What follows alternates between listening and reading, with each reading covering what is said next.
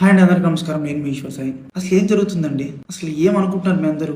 రకరకాలుగా ట్రోల్ చేస్తున్నారు, రకరకాలుగా మీడియా వాళ్ళు రకరకాలుగా ఇష్టం వచ్చినట్టు ఉన్నది లేనిది ఏది పడితే అది రాస్తున్నారు. అసలు ఏమనుకుంటున్నారు? నేను ఆల్రెడీ క్లియర్గా చెప్పాను కదండి, మేము తప్పు చేసాము. ఆ తప్పు ఏంటి? మేము ఎమోషనల్గా కనెక్ట్ అయ్యాము అని చెప్పాను. ఎమోషనల్గా కనెక్ట్ అవ్వడం అంటే మీ దృష్టిలో ఏమనుకుంటున్నారండి? అసలు ఆ రోజు అక్కడ ఏం జరిగింది? మీకు తెలిసిన 10% మాత్రమే, 90% మీకు తెలియదు. ఆ రోజు ఏం జరిగిందో మీ అందరి ముందు నేను పెట్టబోతున్నాను. ఆ రోజు మార్నింగ్ నాకు షూట్ ఉంది. ఎర్లీ మార్నింగ్ 5:30 కల్లా మేము లొకేషన్కి స్టార్ట్ అయిపోతాం. నేను 4:15కి నా రూమ్లో లేచాను. ఆ టైంకి అసిస్టెంట్ అనే అతను నా వాష్రూమ్లో ఉండటం జరిగింది. నేనేం చేశాను? నేను మాధురి రూమ్కి వాష్రూమ్ యూజ్ చేసుకోవడానికి నేను వెళ్ళాను. ఆ టైంకి నాకు మాధురికి ఆ లీనియన్స్ ఉంది. మీకు ఆల్రెడీ చెప్పాను కదా, మేము ఎమోషనల్గా కనెక్ట్ అయ్యామని చెప్పి. నాకు మాధురికి ఆ లీనియన్స్ ఉంది కాబట్టి నేను ఆ రూమ్కి వెళ్ళి డోర్ నాక్ చేశాను. ఆమె రూమ్ డోర్ ఓపెన్ చేసింది. ఆమె రూమ్ డోర్ ఓపెన్ చేసి నేను డైరెక్ట్గా వాష్రూమ్కి వెళ్ళిపోయాను. ఆమె క్యాజువల్గా ఆమె రూమ్ డోర్ లాక్ కూడా చేయలేదు. రూమ్ డోర్ ఓపెన్లోనే ఉంది. ఆమె క్యాజువల్గా బెడ్ మీద కూర్చొని ఫోన్ యూజ్ చేస్తుంది. అదే టైంకి మా వైఫ్ వాళ్ళకి ఎవరో రాంగ్ గైడెన్స్ ఇచ్చారు, ఎవరో అనుమానాస్పదంగా ఏదో చెప్పారు. ఆ టైంకి సేమ్ రూమ్కి వచ్చింది. రూమ్ డోర్ ఓపెన్లోనే ఉంది.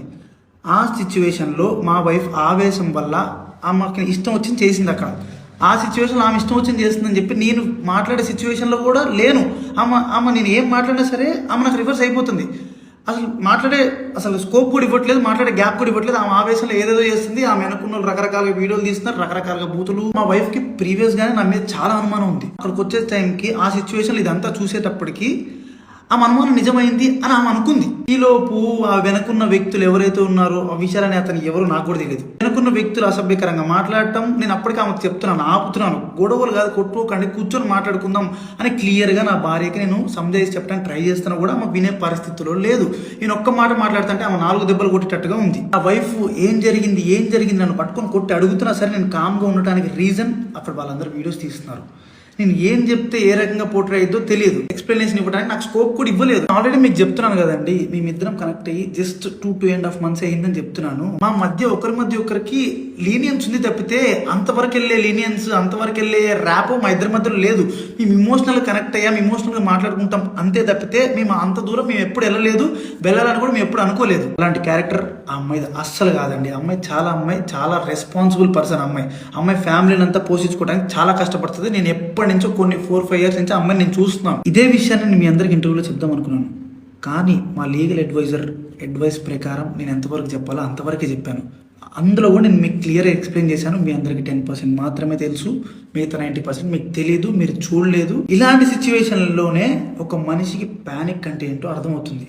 ఆ సిచ్యువేషన్లో ఏం మాట్లాడితే ఎవరు ఎట్లా రిసీవ్ చేసుకుంటారు అనేది తెలియదు. నేను చాలా క్లియర్గా చెప్తున్నానండి, మా ఇద్దరి మధ్యలో ఎమోషనల్ బాండింగ్ తప్ప అంతకు మించి ఏం లేదు, ఏం జరగలేదు. నేను ఒక ఇల్లీగల్ రిలేషన్షిప్ అని దేనికని చెప్తున్నాను అంటే, ఒక పెళ్ళైన అబ్బాయి ఒక అమ్మాయితో ఎమోషనల్ కనెక్ట్ అవ్వటం అనేది కూడా ఇల్లీగల్ రిలేషన్షిప్ అనే పేరు, అక్రమ సంబంధం అనే పేరుతో నాకున్న సిచ్యువేషన్లో నాకు ఆ పదాలు తప్పితే నాకు వేరే ఏం రాలేదు. నాకు ఉన్న డిప్రెషన్కి.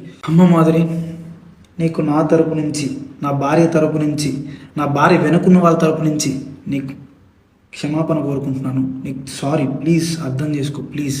వాళ్ళకి ఏం తెలియకుండా వాళ్ళ నోటికి వచ్చినట్టు మాట్లాడినందుకు, వాళ్ళు వీడియో అప్లోడ్ చేసినందుకు, నీ మీద చేసుకున్నందుకు నేనైతే సారీ చెప్తున్నాను. సారీ. మీకు జరిగిన నష్టానికి మీరు ఏ శిక్ష చేసినా నేను అనుభవించడానికి రెడీగా ఉన్నాను. సో ఇంకా మీడియా పీపుల్ అందరికీ అండ్ మేమర్స్కి, ఇన్ఫ్లుయెన్సర్స్కి, ఇన్స్టా వాడుతున్న ఎవరెవరో కూడా రియాక్ట్ అయిన వాళ్ళందరికీ ఇంతటితో ఆపేయండి ప్లీజ్. మా లైఫ్ చాలా డిస్టర్బెన్స్ అయిపోయింది మీ వలన.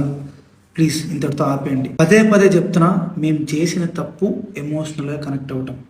ఆ ఒక్కటి తప్పు వల్లనే మీరు రకరకాలుగా పోర్ట్రే చేశారు, రకరకాలుగా జనాల్లో కన్వే చేసేసారు. ఇంతటితో ఆపేయండి ప్లీజ్.